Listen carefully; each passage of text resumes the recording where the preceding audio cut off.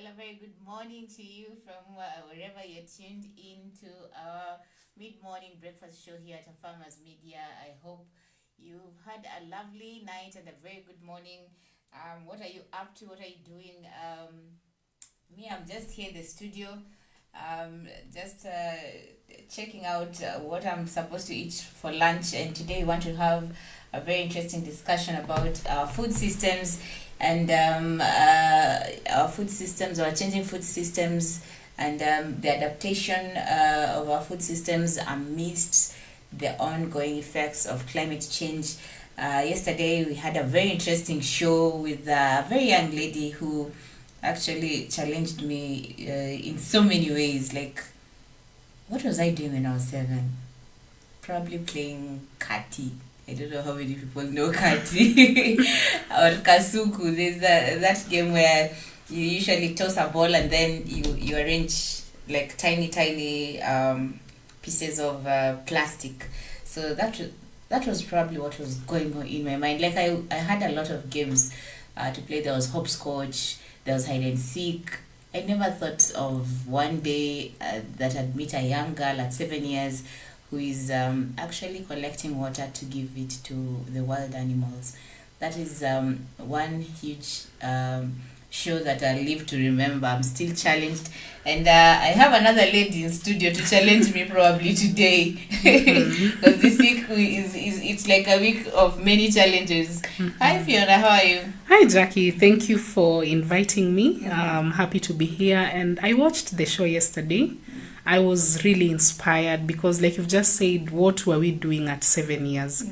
For me, I didn't even want responsibilities. Like, this is a young girl who is trying to take care of wild animals. She's taking some water, filling the holes. I mean, at that age, you just want to play, eat, repeat. You know, you fear even responsibilities. Like you don't even in your mind you don't have that idea of being responsible. You must be told to do something. Yeah, it's and it comes with some sort of force. You either do this or you get a beating. Yeah. So for a young girl to take it upon herself to do it, bravo. I enjoyed the show yesterday. Well, Yeah. she challenged me. There's one I asked her your final message and she was like, take care of the animals. Like, Wow. don't kill the animals, take care of the animals. Wow. Because when the dad also mentioned a thing about right now Kitengele is becoming a metropolitan kind of city. The way Nairobi is usually busy and people are moving far away from the urban areas and are coming here, and most part of Kajiado County is a home to wild animals. So with foreign tribes, the Maasais have been used to living with the wild animals. Yes. But now these other tribes coming in, they don't know the importance of the wild animals. So you find that probably they're killing some of them. Yeah, they're killing, because I can imagine if by the time you're moving these sides, you're either coming to settle, you've built a home. So the only thing you always think is about the peace and quiet. Yeah. So you can imagine if an animal approaching, as human instinct is to fight it or to chase it away. So, and they're just animals. Probably they're also looking for some water, for some food, And you can imagine if, as a human being, if you go the whole day without water, you can't.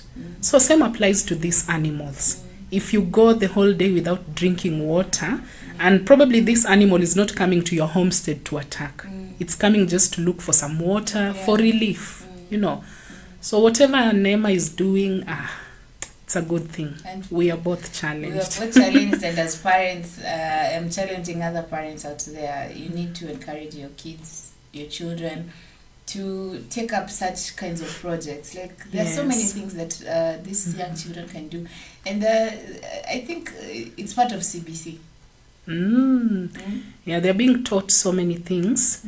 And just the other day, parents were really complaining they can't keep up. Like you've said, it's important for parents to try and even educate their kids about wild animals. Yes, they can be a danger, but there's so much you can do. There's a positive side to it. There's so much you can do to help in a time that the country is facing extreme drought. So there's so much you can do as a parent. Teach your kids, teach them some humanity. Let them be empaths. Yeah. Okay, so today we are having an interesting topic. That was just a recap of yesterday's show and how we were challenged. And actually, it was an eye-opener for me. And I think I'm going to get my kids to be doing some of these things. Like, don't just sit there and start drawing and probably play. There are so many projects that you can do. And even from Nema's project, other kids can pick up from it. And you never know, the country will be growing in some way.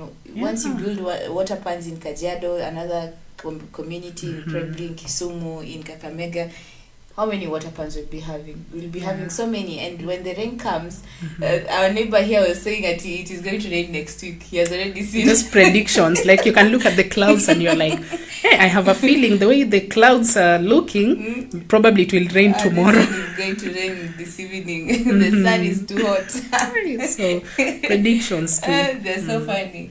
So today we want to talk about climate change. As you know, COP27 is soon approaching, and all people are talking about climate change and the effects of climate, and how climate change has affected the agriculture sector, and what farmers need to do to adapt to the changing climate. CEO Noah had an interview with the World Food Prize laureate, Cynthia Rosenway, and this lady won the award because of she has come up with a project where they can draw plants and climate on a machine, in a computer.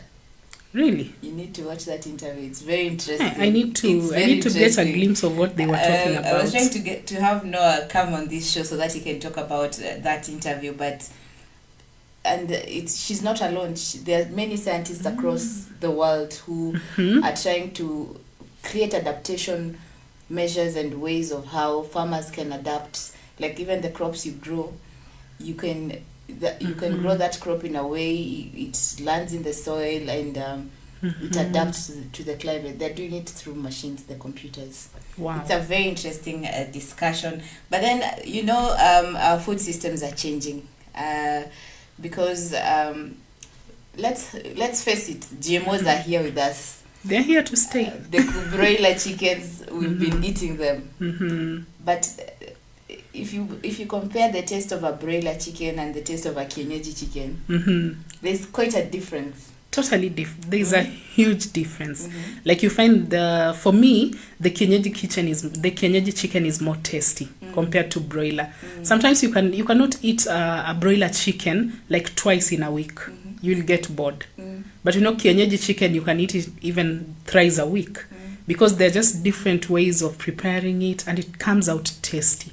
And I think for different communities, they have different ways of preparing their chicken. And you realize it's more nutritious actually eating a kienyeji chicken than a broiler chicken. I don't know. And the taste is usually top notch. If you ask me, I like broiler chicken. Really? I usually find kienyeji chicken is too tough. And then the smell is just too much. Like, even after you've eaten, it just remains in your hands. I think the way you prepare it, first of all, you've talked about it being tough. There's a way, because if I know I'm preparing kienyeji chicken today, I'll start preparations in the morning. Okay. Even if it's going to be for lunch, maybe in the house. So for me, I will start I will slaughter my chicken early in the morning. And then even just taking off the feathers, there's a way, because from what you've told me, you've reminded me of my mom. My mom, if you prepare chicken for her and she feels or she smells that smell you're talking about, she will not eat. Like, it doesn't matter how you prepared it. For her, even if she notices a bit of some feathers, she will not eat it. So from her, I learned how to prepare the chicken. Like, you make sure you remove all the feathers, and then you boil it, like atatumia pressure cooker. Like, boil it for some time. I swear the meat will be falling off the bones. Really? Yeah. I'll try that. And this is the discussion you want to have about the food. Things are changing. The kienyeji mbogas that we used to eat, Managu, Saga, the Kisi community and the Luyas and the Luos, the indigenous ones, they need the taste they have compared to the taste that the ones that are being sold nowadays. Totally different. Like, even the managus that are sold today in the market, you can just cut them like sukuma wiki. But Yeah. the indigenous ones, you used to just pluck the leaves and Mhm. then boil them for, I don't know, like githeri. Yeah, for some time. But this one, you just cook, you just, 10 minutes. 10 It's like minutes you're and it- cooking spinach. so you can tell me Mm-hmm. what is happening to our tastes and how should people start adapting? Because climate Mm-hmm. change is here. It's here, and Yeah. the good thing about these indigenous vegetables, they sometimes they just grow as wild plants. So for communities that are struggling with hunger, or for even in the past, our grandmothers, our grandfathers in the past, they used to go to the forest and they will pluck them as wild fruits, and they will just come and prepare them, and they used to attach them to herbal benefits. So here we are. It's the millennials, the Generation Z. Allow me to call them a lazy generation. You know, we are at a place where, Jackie, someone goes to the market, there's an option of taking indigenous vegetables, but you'll be like, I want ile naeza toanisha haraka, because you want a quick fix. You want something that you can cook in 15 minutes and it's ready. And we are raising a generation that are not taught how to prepare these vegetables. So as much as you like encounter them at the market, you'll be like, now how do I prepare it to have that good taste, to taste even better? Because we associate indigenous vegetables with, it's curly, like it's bitter, it's like I'm eating herbs. You know, the sagreti, the suta, the managu, we always attach them to something that is bitter. Even the strong smell that comes from even boiling them. So I think it comes from a place where people need to be taught how to prepare them. Like there's a delicious way you can cook these vegetables to the extent that you don't need accompaniments like meat. You know, you just eat it with ugali. You talked about the bitterness and you reminded me when I was that 7 years. My mom used to cook these burgers and you have to eat and finish. You know what we used to do with my mom? I know the struggle. We used to make holes in the ugali. Then you put the vegetables, make a bowl. Oh, so that you don't feel you the don't taste. feel the bitterness. Then you throw it and then, because back in the village, they cook the burgers and then they have the sour milk. Talk about sour. Everything was bitter. So you make the bowl, put it in your mouth, and then you sip the milk, so everything goes down. Hey, like in life. Wow.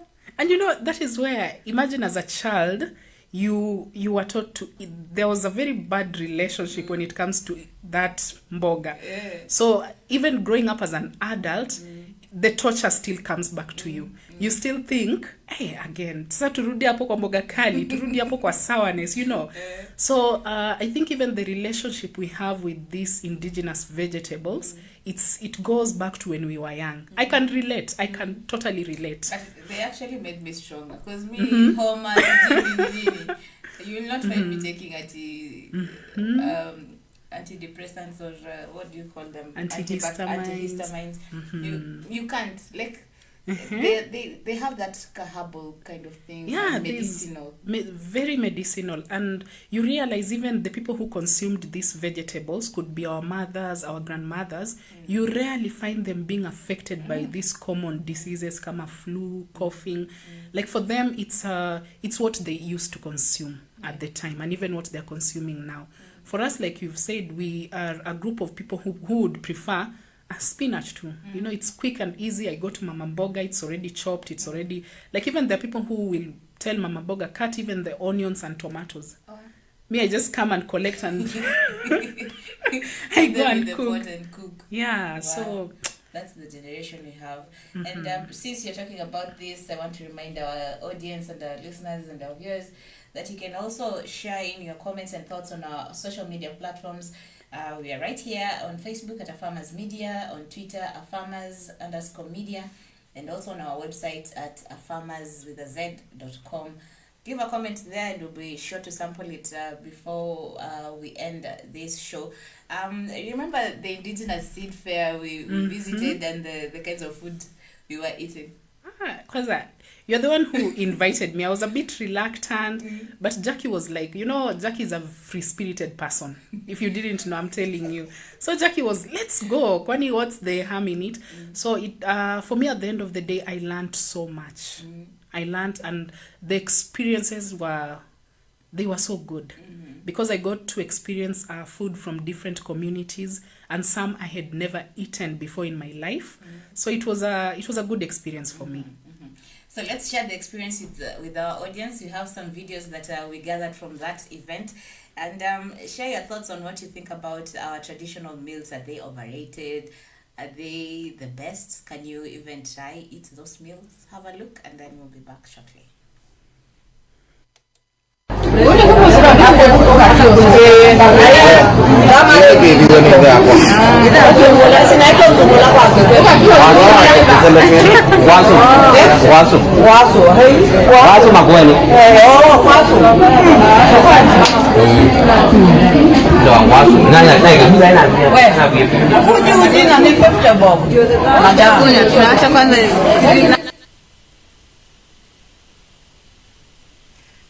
That porridge is called ngwaso. It's not nzu. Nzu, no, nzu is beans. It's beans, and that ngwaso. We've had porridges ngwaso in Kikama. We'll come back. Take a look at this other meal from, was it Embu or Mbere? It's from Embu. It's from Embu. Yeah. Have a look at this other video then. How is it cooked? How is it cooked? Just boiled.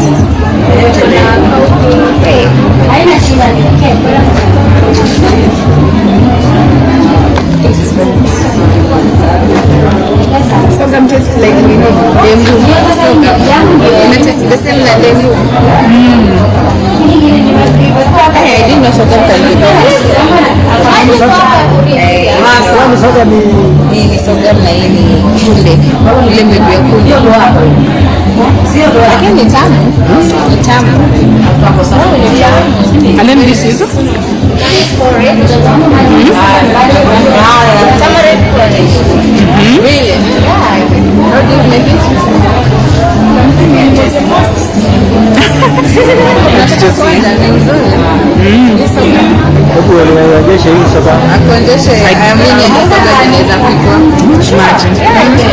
I never expected. The tamarind porridge. You add sugar to it. So this is Embu culture. This is very Maybe.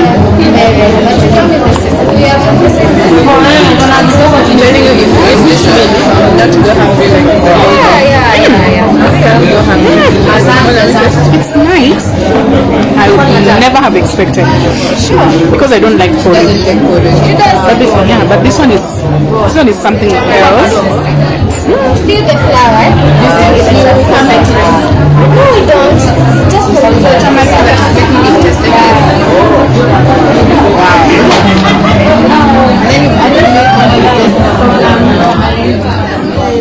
No, so just millet, the windy, and tamarind.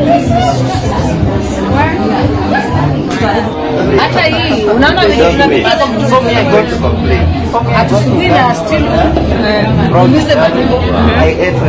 Tunahimiza tuikie mtungi. Mambo wasufuria majabu. Unaona recycle hii unapata kwa kusugua unapata lakini kwa hii unaona imefunikwa hivi.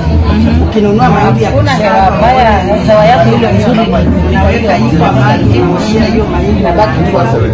Inabaki na karo. Ukilamba hii muda iko sawa. Hata unaweza kuonyesha tu usikie utamu. Kulamba ni bure. Ni bure tu. Kidogo tu. Sasa nini? Nimeona sauce. Hakuna yani iko tu. Hiyo sasa ni hii vile iko hivi. Inatoanishwa hivi. Ndio ina create hiyo. Hakuna kitu yote inaitwa. Halafu ndio sasa tunaweka mwezi wa mata. Tunachanganya na maziwa mata. Tunatoka test kama Sasa hii ni yenye imekomala. Lakini hiyo test ya nini njugu iko haija nini. Kama sufuria inatubadilishanga nini? Sufuria ni kuhusu wale wanakuwa na shida hii.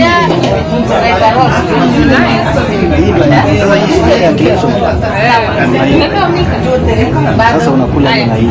Usipotee hapo niko hapa tu. Sawa, acha nikusote. Sawa. Alafu mboga ya kienyeji tuambie kidogo. mambo na mboga ya kienyeji. Ukiona hizo ni mboga na ukiangalia ni tibu. Ukiangalia kama hii sisi inatibu matumbo, yani matumbo yake. Na tena kama first aid, kama umedungwa tetanus wakati unapata na kati. Labda uko kwa shamba, labda unakata mboga, unatoa matawi yake hivi unakunya maji yake, unaweka mahali damu tayari ushapata na tetanus. Na bado inakuliwa. Bado ni mboga. Ndio nakwambia ukiingia kwa mwili sasa natibu tumbo mpaka hata na mapenzi. Okay. Hii sijawahi iona. Na hii?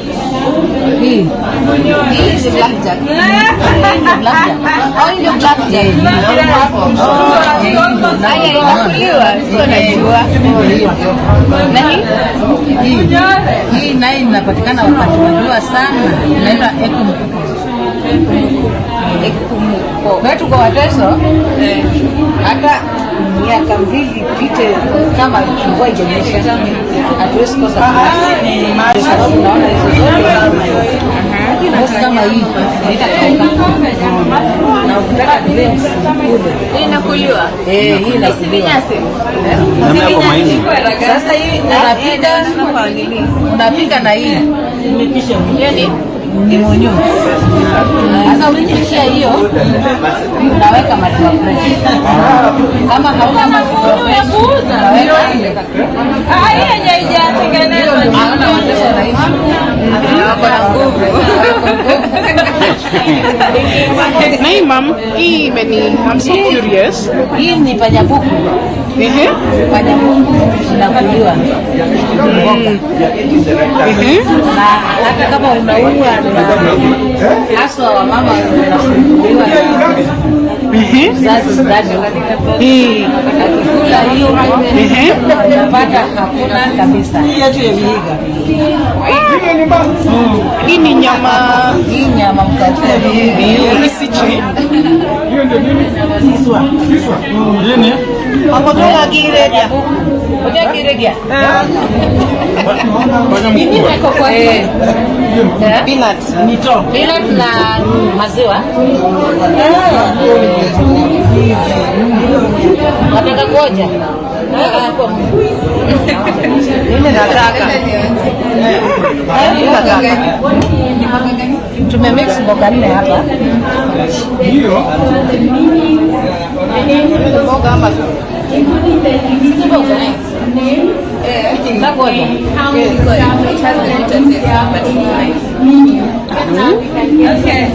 hapo sasa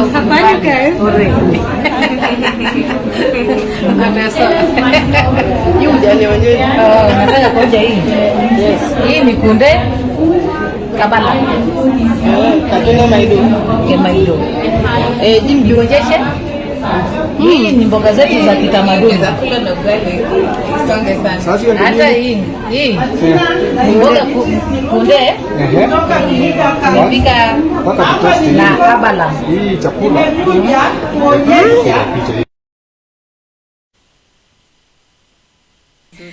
Ati unaweza kula na ugali isonge sana.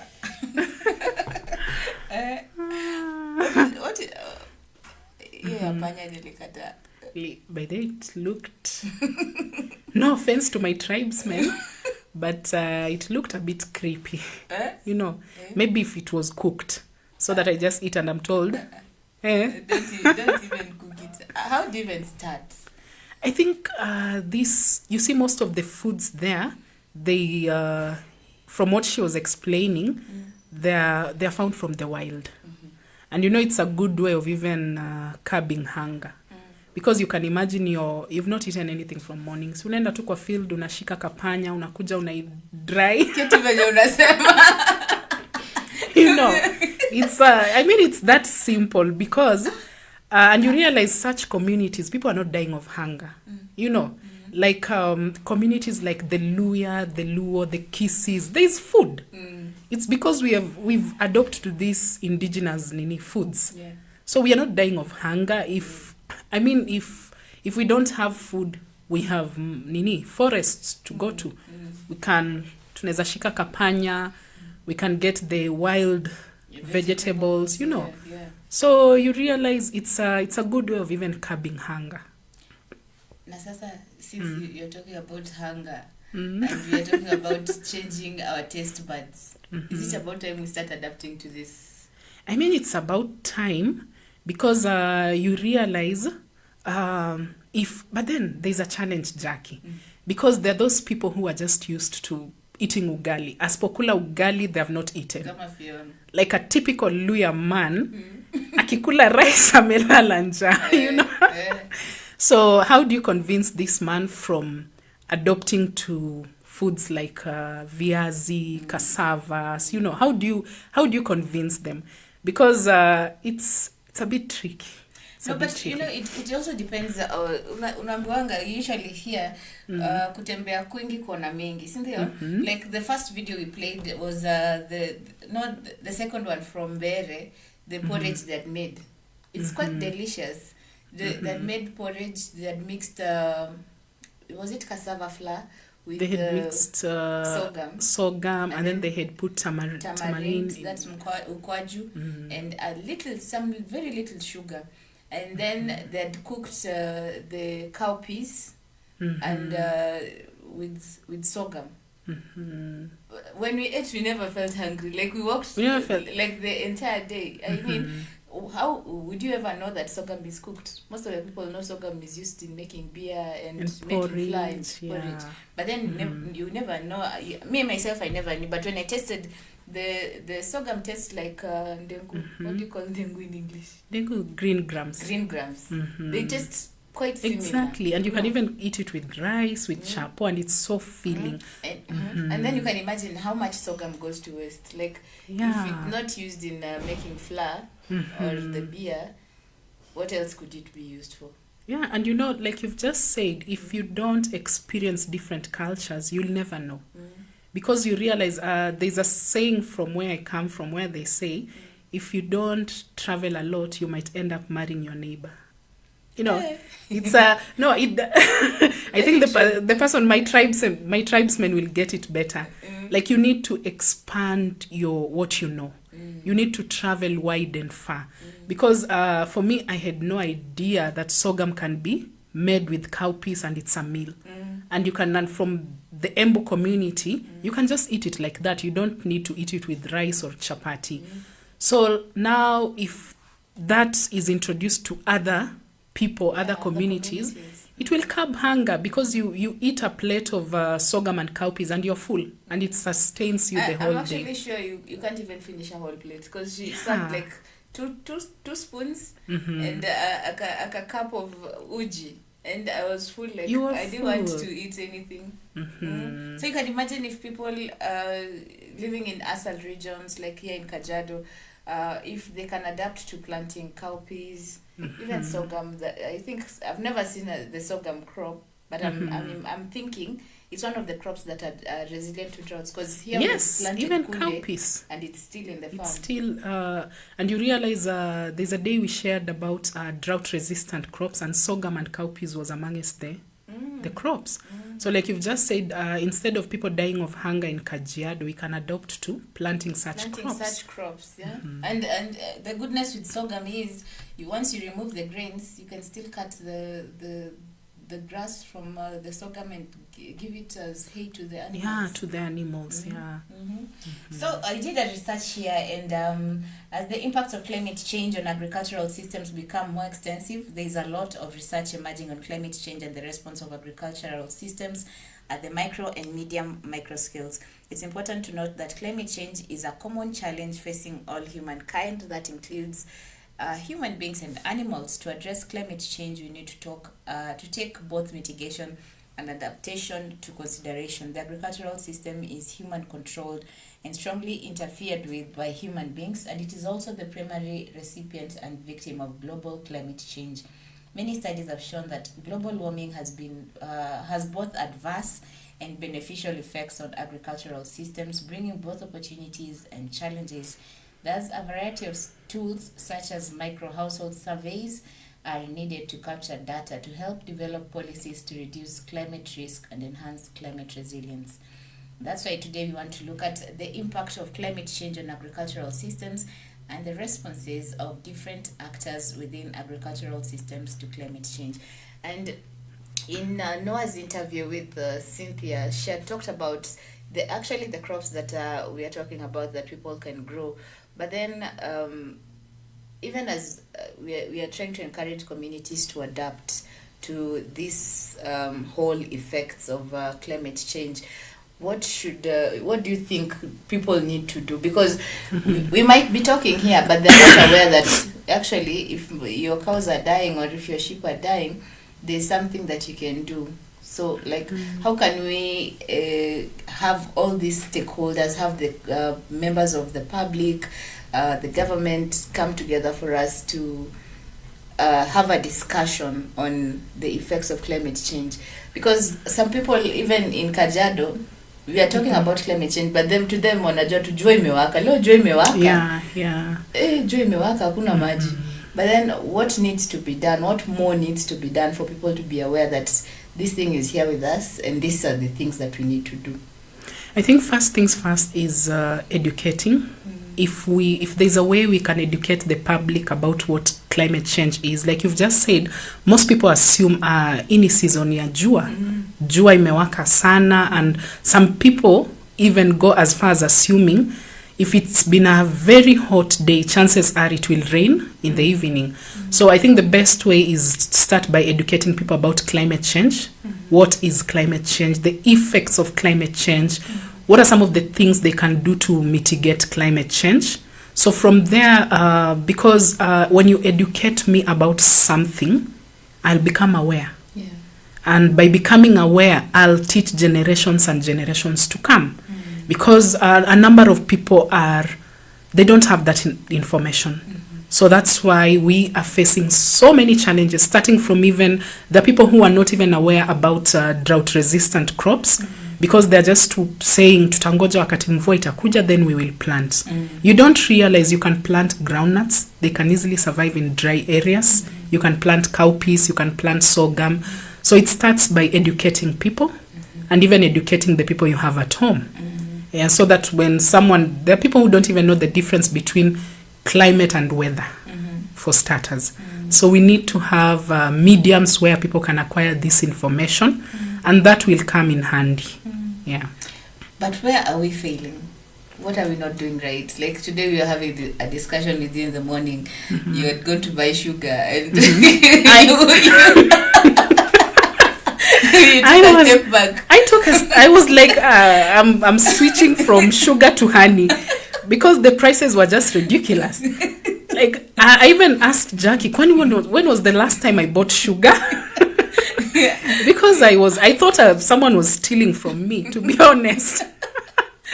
Yeah. Kwani, what usually you use in your tea? For me now, the nature of my job, I don't take tea in the morning. So I'm just told, hakuna sukari, and I'm like, go buy it. So it has never really hit me how much sugar is now. So today in the morning, I went to buy sugar myself, and I was shocked. Because when I asked how much is 1 kg of sugar, and I was given the price, I was like, I even called you to ask, how much is sugar? because I thought someone was stealing from me. So And you that rea- is only sugar. that is only Have sugar. you bought unga? Have I'm you sure- bought oil? Have you bought... Like, where are we headed to as a country? Because if I'm complaining and at least I'm in a position where I can afford it, what about this other person who can't even afford it? You hear the prices and you take a sit back and you're like, mtakunywa chai hivo, ama we need to cut off on ugali. I remember I have a neighbor who has a helper from Western Kenya. So this neighbor is used to eating warus and substituting so many other things to ugali. So this helper was like, if I'm working for you, I need ugali. Yeah.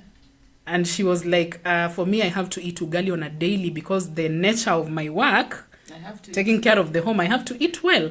So my neighbor was complaining and saying, Sasa, how will I, for me, my family is used to eating these other things, the warus, the viazi. So my neighbor was like, let me start buying unga. But then she realized the price of unga is way higher. So as much as we are used to eating certain meals, as much as we assume certain meals are making us full, there's a way we can substitute to so many other things. If you're used to eating ugali on a daily, unga saizi prices are high. So will you cut off on the ugali, ama you will substitute it with something else? You'll have to substitute it or just forget about the ugali. And you know, unga walisema tupeane 1 year. What? You can imagine. Ati wakulima. Ndio bei rudi chini. Imagine. Zile mahindi zimepandwa Zigrow. Processiwe, so And the rains are not here with us. Here. So it's we are not getting our unga anytime. The prices are not going down anytime soon. So people just have to adjust to eating these other things. And I don't know, for the cassavas, for the viazis, they're also feeling. Yeah, they're very nice. They're very nice meals. Like me, in the morning, you'll rarely find me taking bread. I love either ngwashe or nduma. Yeah, and you realize... And you get full like until 3 p.m. That's when you'll be taking lunch. You feel like eating something else, but eat even half a loaf of bread. Aye. By Sunday, By Sunday, you're already hungry. You're still hungry. So I would urge people to try and substitute with these other foods. Because as much as ugali is our staple food, and But must you eat ugali from maize? You can just pound yam.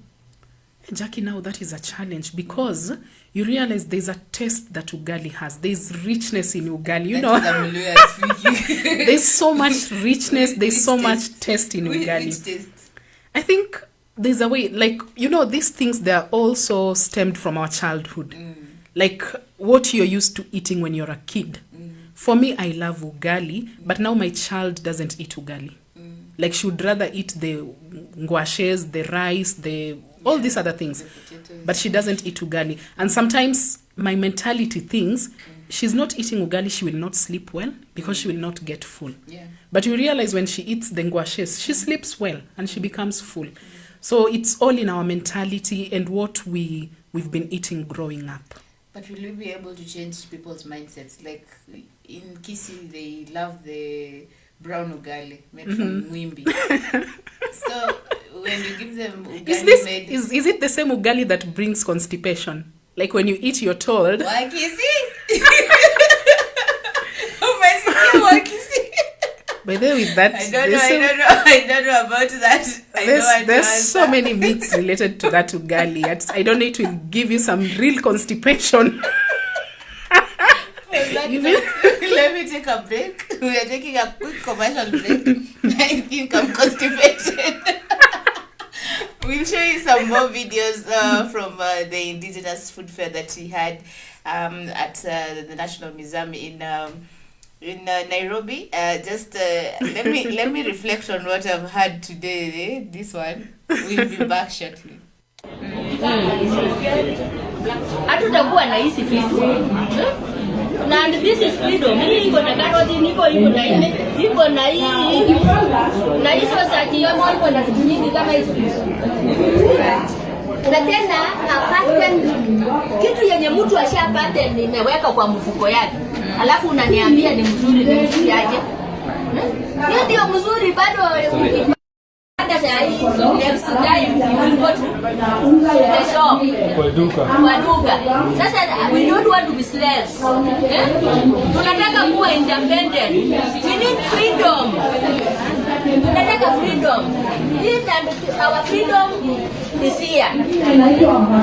If somebody controls you in seed, amekucontrol na kila kitu. If you don't have a seed is seed. Hata human being is a seed. Everything is seed. Na mtu akikushikilia kwa mbegu, utakuwa mtumwa. Akikwambia hii, unasema yes sir, kila wakati. So we don't want that. We want to be free. Mungu alitengeneza shamba ya Edeni na akapanda kila kitu. God was the first sower and farmer is the first breeder. Na kwa hivyo we need to breed our seeds tukiendelea. Hatutaki restriction. So we don't want GMOs. So our president na GMOs akae kando. Naweka mbegu yangu. Hii mbegu haungepata. Hii mbegu ni mbegu ambayo wakoloni walileta Kenya hii. Wakati wa koloni mpira, hiyo ni miaka gani? 90 Ikianza, huko 19 ikianza. Hiyo ni miaka gani? 1940 something. Up to now. Na bado hii mbegu iko. Kwa nini tunadanganywa ni mbaya? Na tumeweka na itabadilika. Itakuwa blue, itakuwa hii ya red, itakuwa yellow ama itakuwa nini? Iko tu hivi. Ni nini mbaya na hii mbegu? Na production ni sawa. Ukiangalia hii si mzuri. Ukishika hii mbegu hivi, si ni mingi. Ni nini unataka? Unataka ile ya mtu. Si uproduce yenye ulipewa na ni open. Mzungu wa kwanza hakuwa na selfishness. Hakuwa na roho chafu. Alikuwa anapenda watu wenye hawakuwa na chakula wapate yani chakula aina tofauti. Akaleta ile mbegu mzuri. Lakini ule mzungu mwenye hatutaki akakuja na ile mbaya yenye ukipata mara moja tumemaliza. Unaenda kwake tena kesho pesa inaingia kule. Hakuna pesa yenye inabaki Kenya hii. Wale wenye wako na tumbo kubwa labda ndio wanakula. Lakini sisi mtu kama mimi nitapata wapi? Very continent issues there raised by that woman on the seeds that we have, and by the way, that was the first time I saw the seeds mbegu za mahindi. Have you ever seen the seeds of maize for maize? It was my first time too, and I just realized how many varieties we have. I only knew of the white maize. White and yellow. But the red, the purple. The There's purple. another one that had different colors. Yeah, It looked different like a mixed, rainbow. different colors. For me, it was the first time, and I was just impressed. I was like, even does this exist in Kenya? I was surprised, but it's interesting. It's interesting how we have so many different varieties, and so few people have the knowledge of it. Many people know the white and the yellow maize, but the yellow maize I only knew of the benefits. Have you ever eaten ugali made from yellow maize? No, I've only eaten popcorn. That one is not the yellow maize. That's not the yellow maize. Aye. That's totally Funny. different. Which one is There's that? you realize popcorn seeds are very tiny compared to this type of maize. The seeds are a bit bigger. Then probably I've never seen the yellow You've maize, Basi. Me, I And knew, it was me, I being knew the showcased yesterday. Me, I The- knew the other- yellow maize. Me, I knew in your popcorn. Not really. Popcorn, I assume it's totally different from yellow maize. Because that day, if you looked keenly at the yellow maize, the seeds were a bit bigger. Yeah, they just look like maize. Yeah, but just the look like color that is maize. different. There's ugali made from it, and it's actually very nutritious compared to even the white So how ugali. does the ugali look like? It's just it's not yellow, but it's a bit. It has a color. It has a color to it, but it's not too yellow. That do Luyas eat that kind of ugali? They eat. Because they're slowly adapting it because it's more nutritious. Like if you go to many different households, you'll realize they prefer that to even the white ugali, and they just go to these places where they go to grind them themselves, and then you find they're making ugali out of it, and it's so filling. Just a tiny slice will have you so full. So Tell us. I think it's also a way of So like, you want to tell me the purple maize will bring forth purple maize? I've never tried. Ama it will bear white maize. I think purple maize will bring purple maize. And then what will it be used for? Because even githeri you can't see it kwa githeri ya ukweli. With different colors. But I think even for the yellow maize, when you're going to grind it at the posho mill, they shall advise you to mix it a bit with white maize. Because for yellow maize, if you grind it alone, even the texture, it will be too soft. It will be like we'll be making the pap, the ugali that South Africans and Nigerians make. But you know, Kenyans, we are used to the hard ugali. So if you prefer the hard ugali, they will advise you to mix it with a bit of white maize. So you just go around mixing it. So I assume even for the purple maize, you might mix it with the yellow and the white. But it won't, because the white will overpower the purple. So it won't come out as purple. Yeah, but I think it's a nutritious way of trying ugali. We needed to have a nutritionist in this show so that, or probably someone who has knowledge. Yeah, who can clarify a tell few us. of it. Because even from earlier, the rat one, the rat video, those things are weird. They're weird, and my The question foods are was... weird because you're eating grass. And my question was, you realize rat is a bit of a wild animal. Not even wild. Wild is an understatement. Because some of these animals, they have poisonous elements in them. So do you remove the poison? How do you? Where is the poison stored in the animal's body?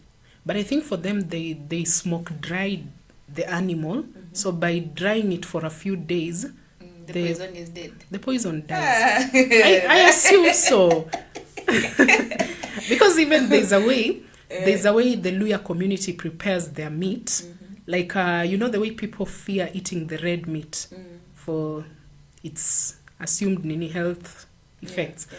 So the Luya community always dries their meat. So they dry the meat for a few days as they store it in ash for preservation. And then eventually they cook the meat. So they believe it's more nutritious eaten that way than eating it when it's in the fresh state. Yeah. Even me, I don't usually buy, when I buy meat, I don't buy like the one that has been slaughtered that day. I like when the blood has already come out of the meat. So I'll buy, like if I go to the butcher, I'll ask them, give me nyama ya juicy. Oh, really? Yesterday's meat, yes. You're the first person I'm hearing that from, because most people usually ask, hii ni nyama ya leo? Hii imechinjwa leo? Because we assume nyama ya juicy, it's not fresh, maybe it's at the verge of even smelling. I don't know. No, it depends on where you buy it. Like I don't like the one that has blood flowing on it. Okay. So like everything has already come out, all the waters, the it has meat, been all drained. the blood, it has drained. So now the meat is in its. Now that's when the meat is nice to be cooked. And then Jackie, let me ask you, there are these restaurants you go and then you order your beef steak and then they ask you, do you want it raw, medium raw, or you want it cooked? And there are people who prefer eating it medium raw. Like even as you're cutting through the meat, there's blood dripping. There's a problem there. There are people who prefer it. That's dangerous. It was actually a huge debate because most people were asking, even for health purposes, is it a healthy way of eating meat? Ama it's just a different type of meat removed from a different part of the animal? Yeah, that's what I cannot answer. I cannot answer, but all I know is most people like eating the meat raw. Like Really? in my village, when they slaughter, let's say, a goat or a condor, you find the men there, they remove the blood from the animal. They make, there's something they make. They add on to the blood. They add on to the blood and then they drink and then they cut out the liver and some parts of the meat and they share amongst themselves, like when it is raw.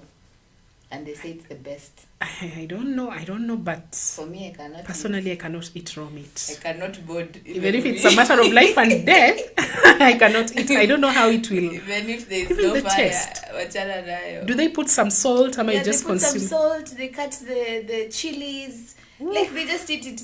It's like it's cooked, but it's very raw. And then when you ask them, they're like, "This is the best. It's very healthy." And I know. Maybe some of our audience can expound on that, because I don't know. I even hear that Ethiopians eat raw meat, so I don't know how true is that. Maybe someone can just come to the comment section and expound on that, and maybe even tell us how healthy it is to consume the raw health meat. benefits of raw meat. Hey, Jube, I am not boarding. Even me, I'm not out. boarding. Even when you talk about eating blackjack leaves, But blackjack leaves has I'm been out. eaten for centuries. who does that? It's the Luya community, especially the Teso, they consume that. And it has actually helped them the time of hunger when they're experiencing, because this is a wild plant, it just grows anywhere. Now get serious, Fiona. Is it hunger? Is it poverty? What exactly is it? I 'Cause think me, it's, now when you look at these foods, Mm-hmm. I'm seeing like we are going mad. It's not about going mad. These are recipes that have been passed from generation to generation. So these are people who are still holding on to their cultures tight. So you realize different communities, they have been eating things that have been passed from generation to generation. Maybe we are just a generation that is trying to break that by consuming a variety of food. Yeah. So if the generation before our grandfathers were consuming the same, and they even attached it to medicinal value, so you realize it's so hard for these tribes to break that cycle. And they realize, they'll even tell you this is the way to go, because these vegetables have been treating some of the ailments, stomach issues. So it's a bit hard. It's not associated to poverty, but it mostly used as a medicinal value, and they attach it to curbing hunger. Because when it's dry and there's no food, there are some wild plants that will remain standing. Yeah. And for centuries, people have been consuming them. And then the question that is lingering in my mind is, if the Teso community are eating the rat and blackjacks and they're surviving, then why are people dying of hunger in other areas? Like, why are people... Because I'm assuming blackjack grows everywhere. It grows everywhere, even in drought-stricken areas. Then why are people losing lives? Why are people going hungry? I think it's what you don't know. Because there are people, like if you go to Meru community today, you'll realize they're consuming some things that to you would be like, but that is a wild plant, that is a wild fruit. Maybe your beliefs have told you if you consume these certain fruits, you will die. Or maybe you'll have issues with your stomach. So it's just certain beliefs that we still carry with us. And different communities, their communities will not consume what we consume. So I think it's a way of extending some sort of knowledge to even these communities dying of hunger, and telling them this thing that you're looking at as a wild fruit can be consumed. Yeah, so it's just fear of the unknown. Because I've had several interviews with various experts, and right now most of the organizations are actually training most people in the ASAL regions that they need to move from relief to being resilient. Yeah. And this is a very interesting conversation that we'll also be sharing in these organizations, because most people die because of lack of knowledge. Yes. And even the question you've just posed like a minute ago, why are people dying of hunger, yet some communities are consuming these other things? It's because lack of that knowledge. Maybe it's something that it's growing outside your doorstep, but you're like, this is a wild plant for me. I cannot consume it. Yeah. Very true. And you can imagine the Teso are eating blackjacks. And we were in Letoktok last week for the World Food Day, and the food wastage that is there, my friend. Tomatoes, when they're doing the grading, they're just throwing, like the ripe tomatoes, the red ones, they're just being thrown away because they're like, these ones, you can't transport them. Then you go like, where are we going wrong? Like, why are we having all these things? And I get what you're trying to say, Jackie, because you realize there are some places that food is being wasted. There are some regions people are dying of hunger. So it doesn't even, like, the math is not mathing. Because you realize the tomatoes, these farmers, they are large-scale farmers.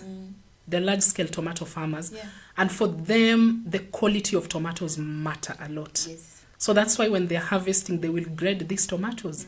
And then the question that I pose is, if you're going to waste the tomatoes that are not of quality, why can't they be transported to these drought-stricken areas so that people can just even have food? Or even do value addition. You know, if they are overripe, you can probably make a paste because they cannot be transported. Make a paste and then they can be transported to these further regions. You know, instead of just throwing them. I remember this farmer was asked, now what happens to these tomatoes that you're growing? And he was like, those are mediocre. Those are mediocre. Wait, the tomatoes that don't get to grade 1? Yeah. You know, when they're grading, they usually take the blue band, the ones that are almost red, and then the yellow ones. Okay. So the ones that are red completely, you know, when you try to transport them, they'll break, and once they break, they'll spoil these other ones. So because they don't have any place to take them, they just dump them. They dump them, and then they're eaten by goats and sheep. Hey, that's sad. That is, it's not the first time I'm visiting a farm where they're doing that. There's another farm I visited where they were harvesting cabbages. So they usually take the big cabbages that are heavy, they have got some weight. When you see when you're checking for the cabbage, you knock it to see if it is fully loaded. Okay. So the ones that are not usually loaded, they usually just dump them. And you know that you've talked about value addition, but you realize, Jackie, if I decide to do some of value addition on tomatoes, where will I take them? Like if my intention is to sell, everyone is almost doing that. So there's a glut in the market where everyone is doing the same thing. Back in the day, there were restaurants who would take tomato paste from people who are doing value addition. Right now, the restaurants are doing them themselves. So how do you convince someone that I'm going to do value addition on these tomatoes and then I'll sell them to you? Now that is a story for another day. You'll need to catch up with us as we try to link you to markets. And there's a project that Farmers Media is running called Transport Logistics, and we will be showing you cheap and available ways to transport your goods. Like, by the way, in the meetings we've been having, we've never talked about value addition. You know, when you do value addition, it reduces the amount of luggage that you need to carry. In terms of transporting things to the market. Yeah, in terms of transporting. But now, Jackie, let me ask you, do you know if I go to the market today and someone is selling me tomato paste from what they have done, you know, I'll be so skeptical. I'll be like, is this safe? Is this okay? We are so used to buying packaged products from the supermarket. We assume they're safe. But they were made by someone still. But I don't know, is it the issue of branding, packaging? Yeah. Because it's so tricky for someone, and in so many markets you'll realize people are selling value addition produce, and you'll be so skeptical, and you'll even ask, are they clean? Is it safe? You know, and even I assume the process is too demanding, because if you have what is demanding in making because Jackie, paste from tomatoes. So just boil the tomatoes, remove the skin, put them in a blender, pour the additives in a nini. No additives. Now there, for preserving, because I can imagine, Jackie. I can boil my tomatoes today, and maybe you might find myself overcooking them. You know, there's also the issue of doing too much, because sometimes we just need professionals to come in, because you might overcook it, and then even in terms of packaging, how will you preserve them? So by the time you're getting your stuff to the market, tunafungua hivi tomato paste, it's becoming black. How will you sell it? So there's so much that goes into it. But me, normally, when I buy my tomatoes, I usually just boil them a bit. When you see the skin when you just do like this and the skin comes out, you put them in a blender, and then you put it in the freezer. It doesn't change the color? It doesn't change. Hey, put it in the freezer, and you can even use the paste for almost a month, and it doesn't go bad. But then there's another lady who was telling me you can add oil.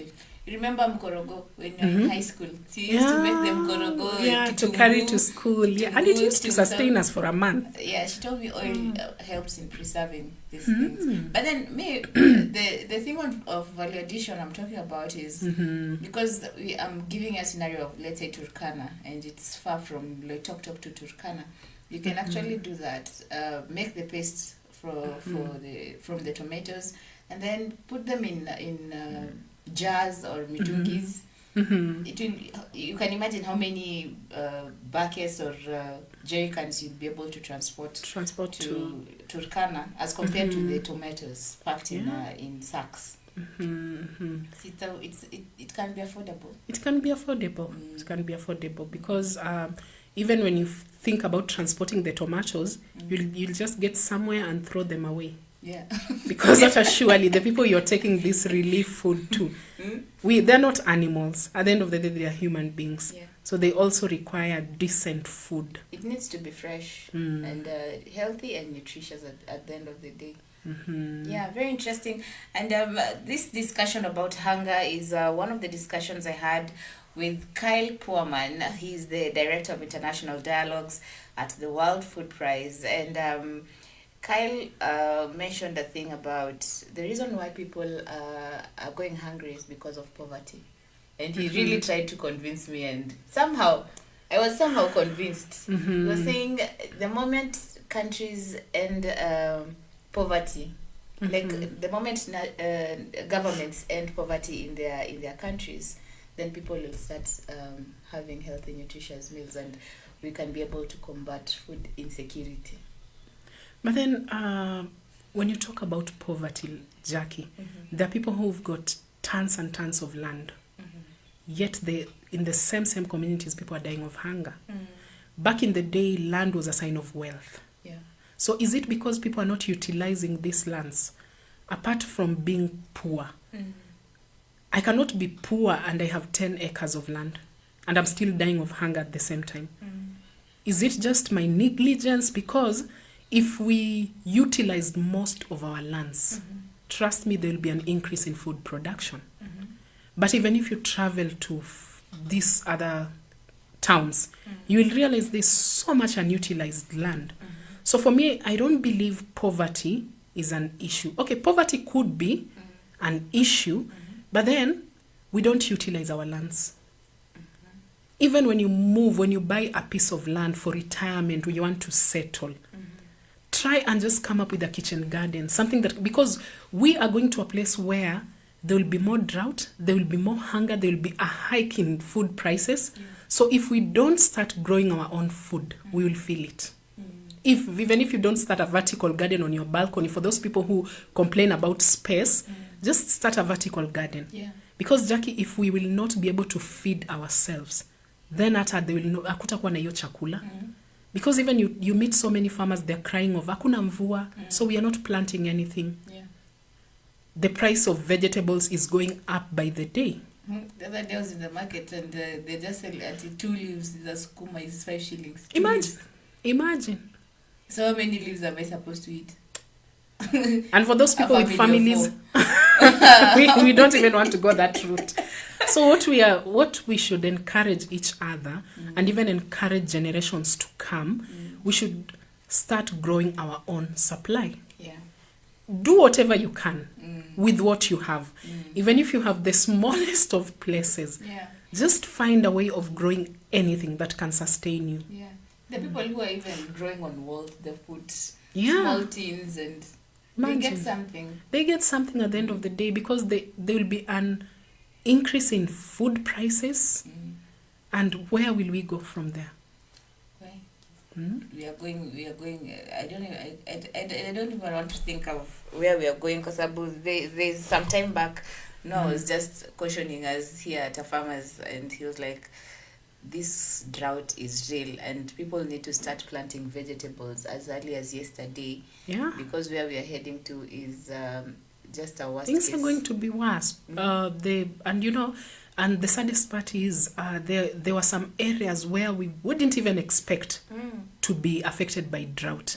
But those areas are slowly being affected areas like Meru, Nyeri, those places it used to rain on a daily. They used to have an endless supply of food. A lot of food used to come from those places. But now when they're slowly facing drought, they will only be able to sustain people in their community. What happens to most of us who are waiting for food to come from those areas? You're finished. And we've talked about that. I've also remembered there's a story I saw yesterday online of floods in Nigeria.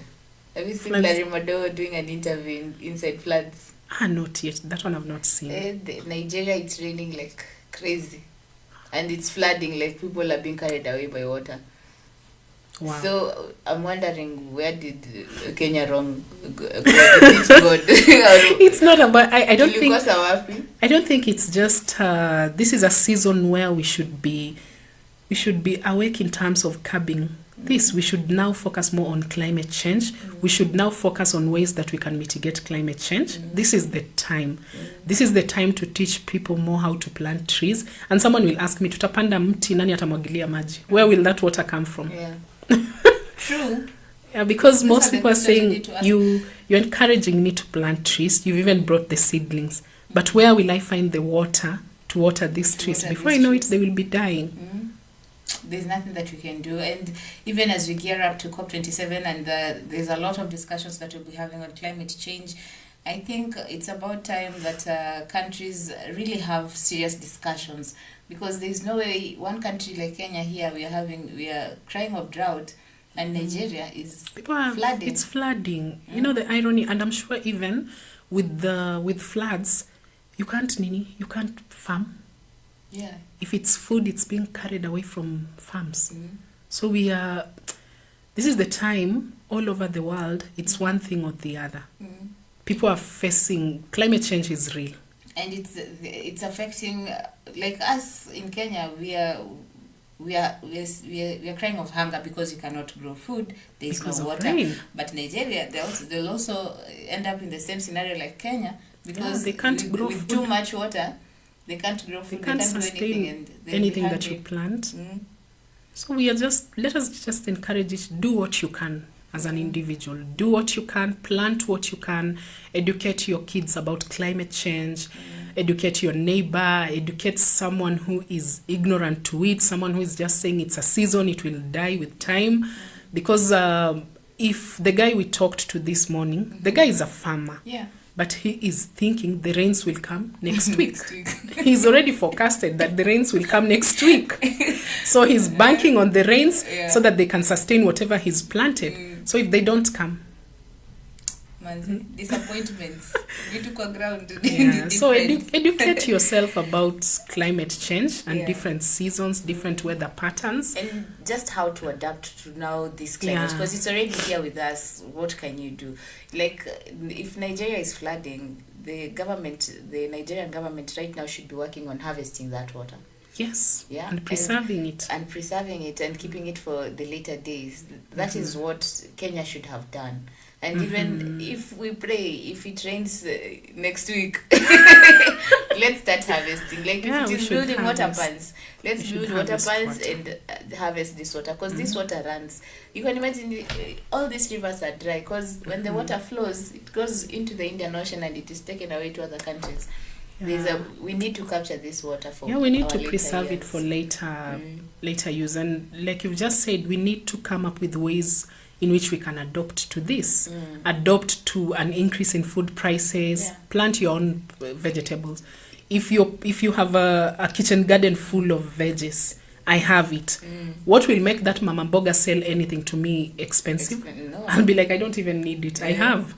And they will have to sell it at a throwaway price because no one is buying. So just try and plant your own kitchen garden. Yeah, very interesting. And this discussion can never end, but I just want people to listen into an interesting interview I had with Kyle Poorman. The last interview with Kyle Poorman on just the reason why people are going hungry, and what do nations and governments need to do to combat hunger. So take a look at this interview and we'll be back shortly. How long have they stayed with us? How old are they? They are 2 years old. 2 years. No weevils, none of them. How about you treated them with something? Line, natural line, and chalk dust. It's what they use for it's more efficient. I've only seen the black lab like Jahe. yes, that's So the this and this. Which Jahe? the black jahe. We have the rongai. I have never seen this. There they are. I've never These are indigenous. You'll find them in Cumberland.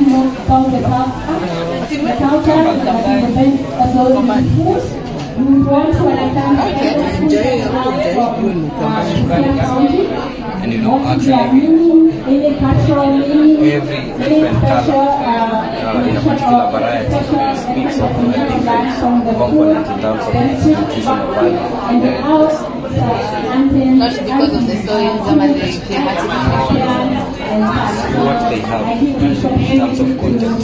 But I think it's just a lot to do with the soil, the climate, and the climate. The climate of the area. It's drought resistant fruits. Yes. Found in They are semi-arid. drought resistant fruits. And this is what we should be encouraging the government to capitalize on in the dry areas. Because these fruits are not growing in Rift Valley.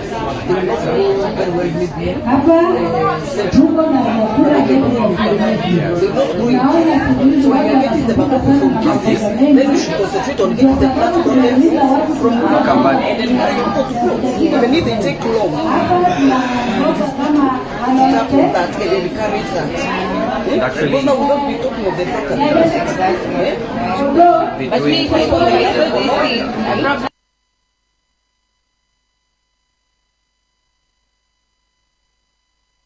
Welcome back. Welcome back. What a show today. We've had, I don't know, we've been talking for for long, but we've missed the microphone. We've missed the microphone, and there's a show that will be coming by us, me and Fiona. I know some of you have seen it. The farm girls. The farm girls. Let them keep. We should excite them so that by the time we are going live or we are putting anything out there, the excitement has built up.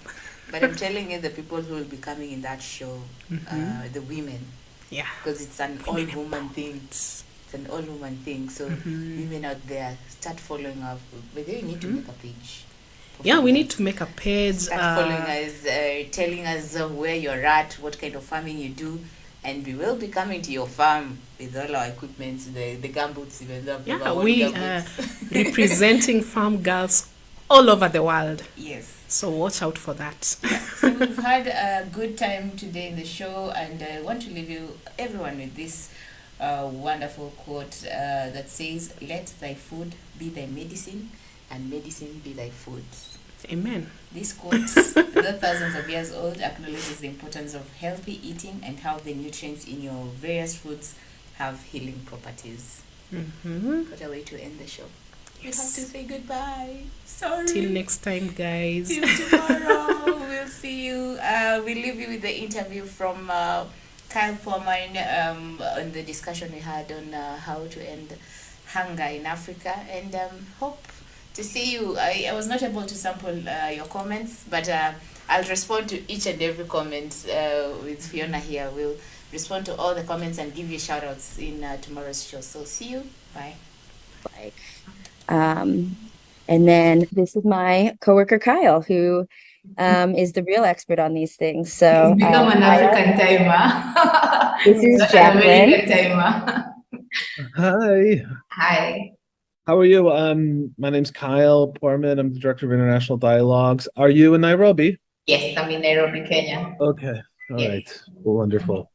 Lots of good friends in Nairobi. Betty Kibara from Rockefeller. Good friend with Betty. So and CD Glenn used to be there as well. So I don't know if you know CD, but I know Betty. oh, good. Yeah. Good. She's actually she got her PhD from Colorado State University in Fort Collins, Colorado.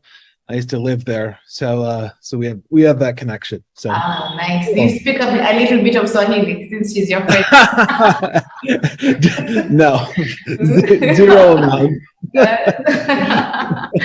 Interesting. Probably, I don't know if you're ready. We can start the interview. Yes, really.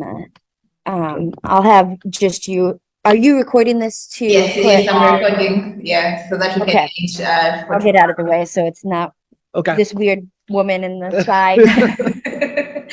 So probably you can start by an introduction just for the benefit of our audience to be able to know who we are having. My name is Jackie Kemuncho. I'm a producer and presenter at Farmers Media, where we do stories to do with agriculture. And tomorrow will be World Foods Day. So we thought of talking to you people who are working on the food systems in the developed countries. So probably tell us a bit about yourself, who you are, and the organizations you're working with. Sure. So my name is Kyle Poorman. I'm the Director of International Dialogues at the World Food Prize Foundation. The World Food Prize Foundation was started by Norman Borlaug almost over 30 years ago now. And really that the genesis of that was because Norman won the Nobel Prize, the Nobel Peace Prize, for his work on dwarf wheat. And he actually went to the prize committee and said, you know, we should have you should have a Nobel Prize for agriculture. And that wasn't possible, but was possible to start an organization that really brought together people around the world to focus on agriculture. And one of our big pieces is we award the World Food Prize every year. This year it's Cynthia Rosenzweig, a NASA scientist who did kind of the first climate models that showed climate change impacts on agriculture, and she's really morphed over time to bring together modelers from around the world and around the academic spectrum to focus on climate change and then climate change adaptation. And her group that she started is AgMIP. But she was one of the first. 1988, she was doing the first kind of impacts of climate on agriculture in the U.S. And then in the early 90s, she did a global study, and that's really where she came up on the scene. So we're going to honor her this year. Last year it was Shakuntala Tilsted and her work on fisheries. So we're really, you know, we're a global organization with a mandate to give prizes, but also we try to inspire the next generation of people who are going to work in food systems. And so our youth programs touch people all around the world, in secondary school and in university and in post-university and educators. And so we have significant amounts of youth programming, as well as our kind of dialogue. And so this year, Borlaug Dialogue is occurring this next week, Feeding a Fragile World, where we'll have, you know, thousands of people online and about 1,000 people in person. Very interesting. I don't know. It's the first time I'm hearing about the World Food Prize, but we'll get into that because tomorrow will be World Food Day, and we want to talk about the World Food Day. Probably, are you aware of it? And why is it even important to have such days commemorated? And how is America commemorating this day? Yeah, so, well, I think it's important to focus people's attention on food and food systems. And so, you know, in the United States, I would say that a set of people are focused on it. But, you know, around the world, I think, you know, more and more people are commemorating World Food Day. And I really think that's because this is the essential piece of life, right? It's the essential piece of where we are. And so I think we can, for example, if we can focus people's attention on the need for access for healthy food for all, and that's true in the United States. Where a significant portion of people are not getting healthy food, and around the world. So I think that's of course we should be focusing on the other 364 days too, but it is a day to focus the attention of the world on food security, on nutrition security. Very interesting. And when you started talking, you mentioned something about this year's theme focusing about feeding a fragile world. Right now we are having changing hard times, the effects of climate and the war in Ukraine, and most countries are just busy trying to end hunger. First of all, I don't know if you've heard the report of Kenya lifting a ban on GMOs. What are your thoughts on GMOs?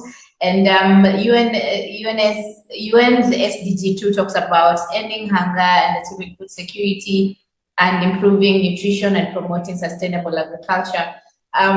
If we are to feed a fragile world, what can countries do? Should we go the GMO way because we are having these harsh weather conditions and the changing kinds of seeds that we are doing? Right. So a phenomenal question. So first of all, feeding a fragile world is really focused on this idea that, what we've learned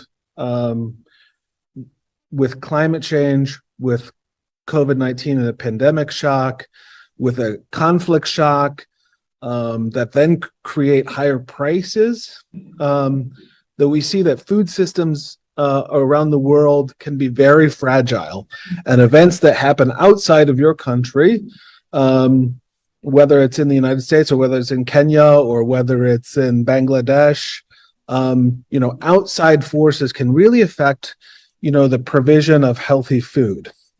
And so we can deal with that in the short term. For example, price shocks, they're short-term shocks, and then there are long-term shocks like climate shocks that we're going to have to adapt to. But how I view this and how I view the GMO question is that we don't need a single silver bullet solution for everything. We need innovations across the board. And so we need literally thousands of solutions. So it's not just about GMOs, right? And on the GMO topic, I think that GMOs are a specific solution for a specific set of problems. I'll just let you know that there are very few GMOs in the world: maize, soybeans. I think that those are great solutions in some places and may not be great solutions in other places, right? Because we don't have GMOs in vegetable crops and fruit crops, but we have other significant problems there that we need to figure out. And that those problems are like, how do we ship them? How do we keep them cool? How do we get them to market? I'll just, mangoes in Kenya are a great example of investments, and how do we get them to market? How do we get them so that Kenyans can export them to the EU, which would be a big boon. So we need thousands of solutions. And I think biotechnology and GMOs are one solution, but I don't want to get hung up on that, right? I mean, I think GMOs in maize make a lot of sense in Africa because one of the side effects is a good side effect in that it really reduces the amount of aflatoxin, right? And so if we have GM maize, then the aflatoxin problem, which is a significant problem across the continent, really gets reduced, right? And so we have we can reduce aflatoxin in other ways, better storage techniques, PICS bags, but those are kind of small scale solutions. If we have GM maize there, it can reduce the aflatoxin, which causes liver cancer and other cancers. So I think that's. I don't want to get hung up on that though, because there's so many other crops out there that are not GM crops, that are not biotechnology crops. I think there's a market for that, but really we're going to have to make innovations in a lot of other places. Mm-hmm. So right now, the theme for this year is feeding a fragile world where most people are going hungry. In your opinion, what would you say are some of the reasons why people are, especially in underdeveloped countries, go hungry, yet majority of them are farmers? Yes. So I would say, yes. So I think the reason why people go hungry is really not about the food supply chain itself, but it's oftentimes about poverty, right? Mm-hmm. And so poverty reduction strategies across the world in developed and not and developing countries, I think are essential to food provision, right? And so we call those strategies nutrition sensitive strategies. And so I think that that's where we can really hone in. In the United States, for example, we've learned a lot about how we can provide assistance quickly during the pandemic, which was in the form of cash assistance. And what we saw there was the fact that when we provided a basic amount of money to people, we actually saw people spending that on food across the spectrum. And so we need to have nutrition sensitive policies in each of our country. And yes, farmers are typically the ones who bear the brunt of not only the climate shocks, but the ability to feed their families. And they should be able to feed their families. And so we need programs in place that allow them to make a good wage or a good amount of money for the items that they produce. And oftentimes that's not the case now. Very interesting. Now, what might be some of the differences between a family farmer in the US and being a family farmer in an underdeveloped country? And what do you think is the common? What do you think these farmers have in common? Well, I mean, I'd say that the things that they have in common are that they are, they're stewards of the land, right? Mm-hmm. Stewards of the land and stewards basically of all of us, right? Because all the people who rely upon their food for survival, I think that's common amongst a soybean or maize producer in Iowa or a maize producer in Tanzania, right? I mean, they're very common. I would say that what's different is oftentimes in the United States that we have much fewer family farmers now, or in developed countries in general, that the amount of farmers is completely decreased. There's a much more higher reliance on technology, and the size of operations are quite different. And so, those things are vastly different, but I don't think that the people themselves are that different. They typically have a calling, that they are, and that their lives are, they work with their hands. They're kind of salt of the earth folks. And I think that's common amongst farmers, no matter if they have a tractor and a combine and, 500 hectares, or if they have, a plot of land that's an eighth of a hectare and they have to make do with that. I think that's common. I think also that they're probably the most hardworking folks, and typically across the spectrum, whether you're a farmer in the United States or farmer other places, they're not super well paid, right? And so that I think that's maybe a common theme as well. Mm-hmm. Going by the changing times, what is your take on the food systems and the world being able to end hunger according to the UN's SDGs? Are you seeing a change in the food systems, how people eat, and where are we at? Where are you looking? Where are you gauging we'll be at in the next 5 to 10 years? Well, I would say that in my state of Iowa, right, where we're coming to you from right now, we have significant levels of hunger, and we have significant. Yes, we have significant levels of hunger. In fact, we have people who are using emergency food aid at record levels. Mm-hmm. But that being said, is that we also have the ability, if we make it a priority, to end hunger in the state of Iowa and across the United States and probably across the developed world. And so the priorities are a significant issue, right? So if we prioritized ending hunger, I think that it would be doable. I don't know if it's doable in the 2030 aspirational time frame, but I think it's doable. But it's about prioritizing poverty alleviation and reduction. It's not so much about prioritizing.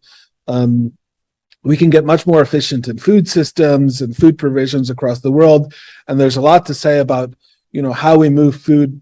COVID-19, especially in developing countries, when kind of informal transit networks broke down or were basically stopped in countries and between countries, we saw that people really had a hard time because a lot of food was moving through an informal network, which I think is something that we came to realize how important those types of informal networks were for provisions of food in developing countries, and then how kind of shock, if there's if commerce or if trade stops, how quickly food becomes a big issue.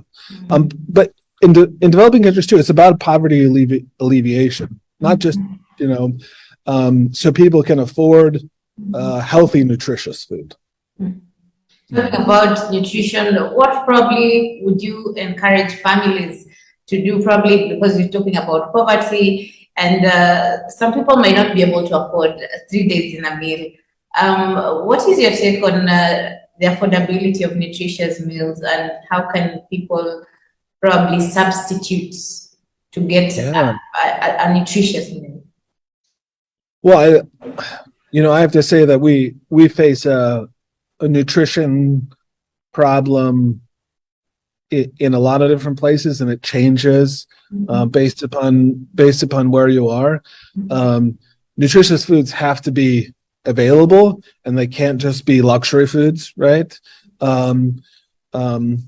But for example, in developed worlds, people have significant levels of food-related diseases. For example, in Iowa, there's about 40% of people who have non-communicable food-related diseases.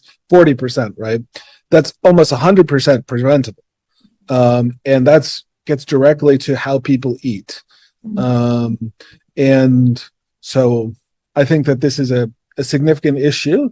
But if fruits and vegetables are much more expensive, it is very difficult to eat a healthy diet, right? It is very difficult. And so that the cost of those things are a barrier to entry a lot of places, especially if,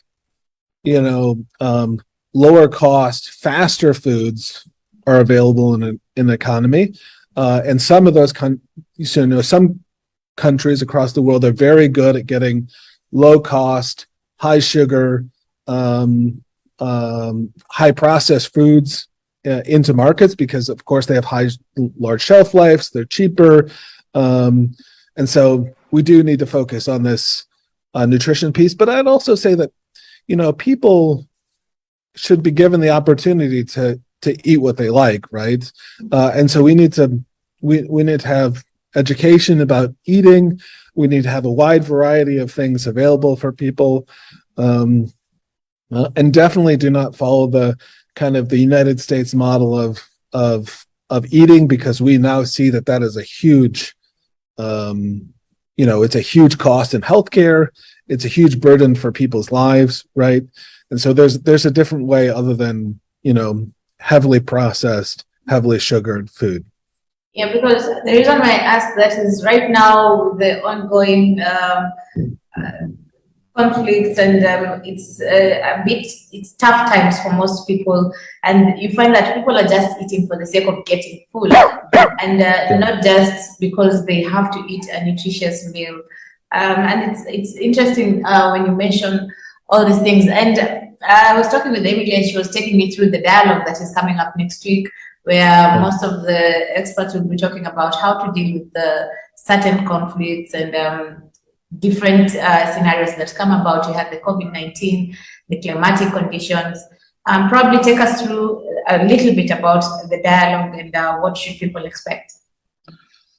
Yeah, so this, I mean, really, the dialogue, we bring people from around the world. We focus them on different topics, and really, what we're really interested in learning and rejuvenating from shocks, right? So that's what we're really interested in, and so a lot of our panels or our discussions are about, you know, well, what did we learn? What have we learned and are learning from a pandemic, and how that relates to food provision? What must we learn about climate change? Because that's a significant, you know, that's an ongoing thing that, you know, people, for example, in Kenya, right? You know, where tropical fruit is produced may change, right? Where maize is produced may change. The pest that you whether it's fall armyworm or whether it's other things, there may be a significant change in the pest environment, and so we need to be able to think and talk across continents.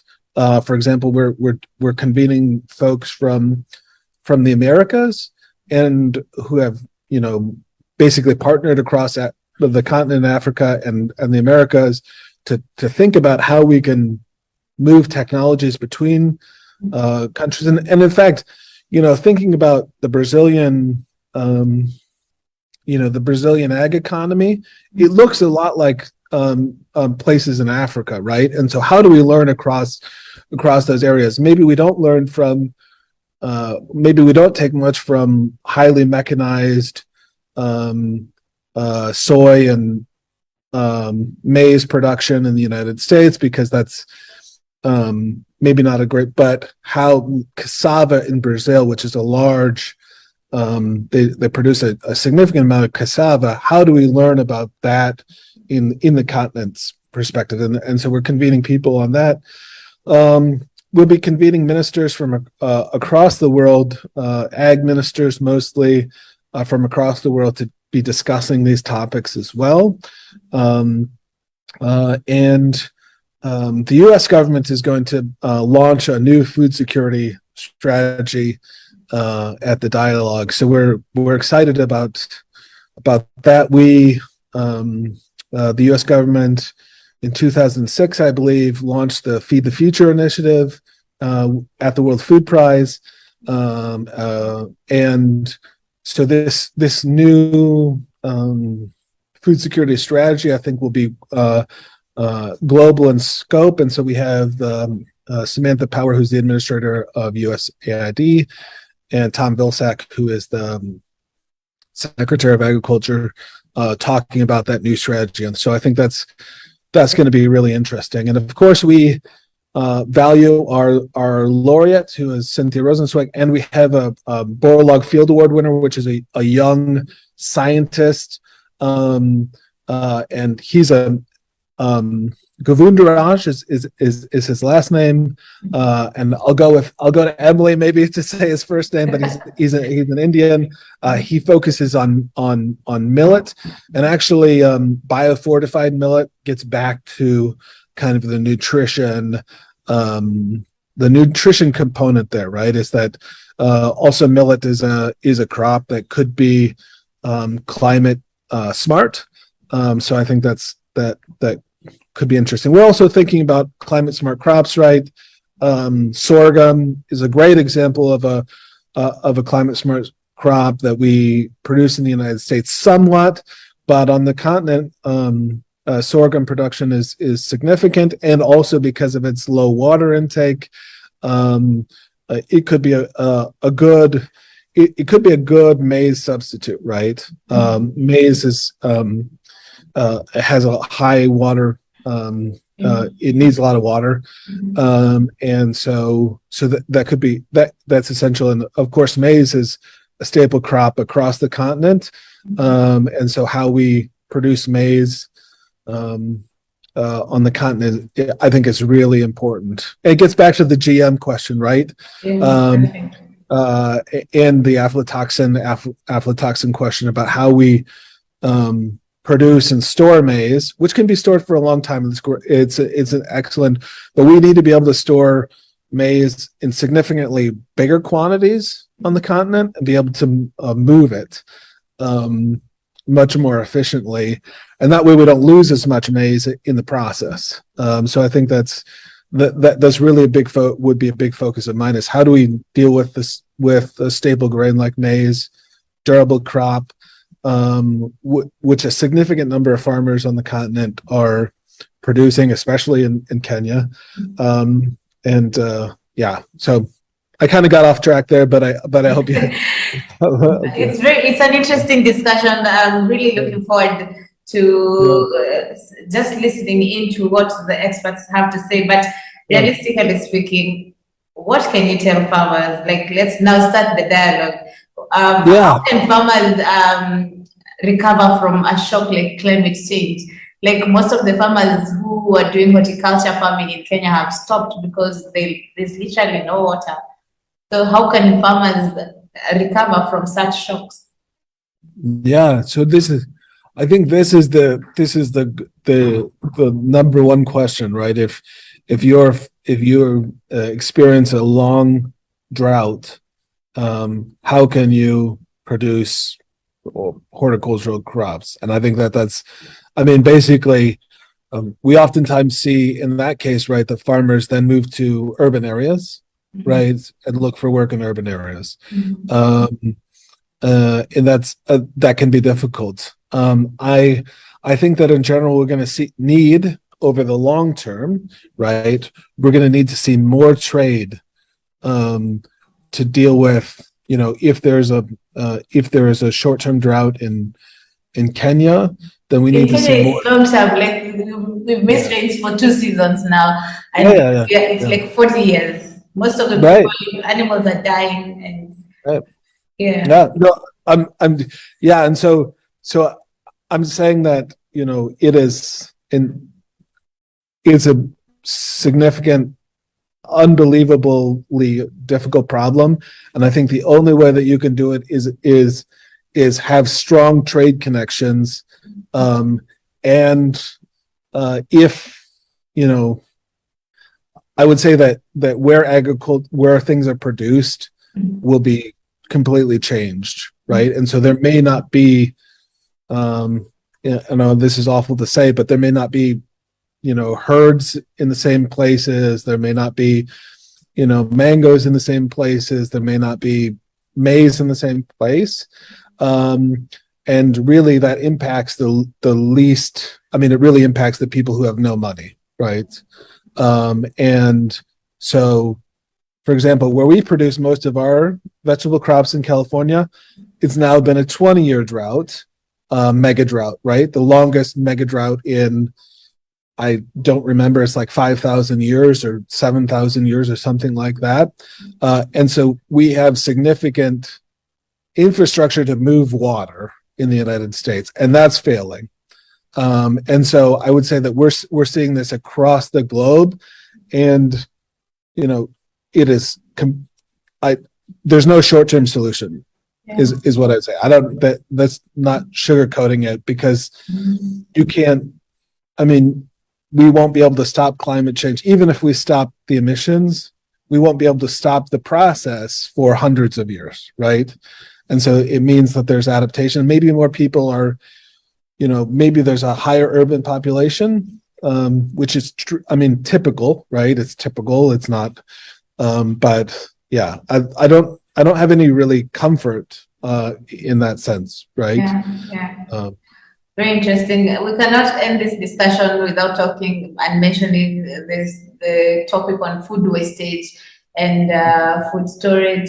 What is your thoughts on food, and why do we waste food? Why do we waste food? Well, actually, I've seen data from the continent, and typically there's, at the consumer level, there's very little food waste, right? Mm-hmm. So I think that like developed countries have an immense amount to learn from consumers in places like Kenya, right?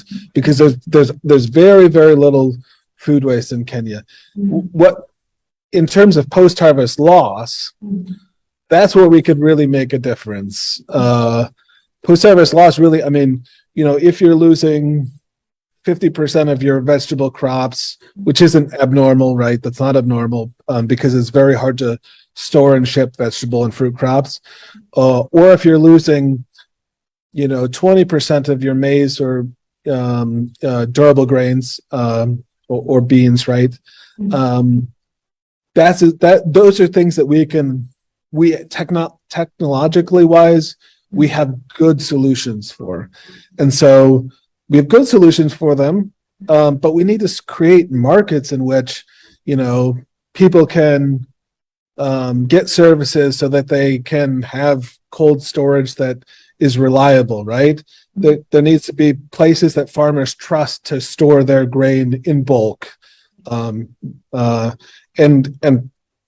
you know, farmers also need access to credit so they can buy technologies, right? And so I think there's a whole bunch of issues that we could actually solve in terms of post-harvest loss. That's probably the low-hanging fruit, is the post-harvest loss one. But there's in the developed world, food waste at the consumer or right before the consumer is significant. And we need to be able to address that. And I think, you know, countries like the Netherlands are addressing food waste in a developed world context. Places like the United States are way behind in food waste. So I would say that it's a focus, but it's, you know, it's something that we need to work on significantly. So as we end, probably, what is your message for everyone who is listening to you today on the World Food Day? What can you tell them? Should they eat healthy? What is your message? Well, you know what?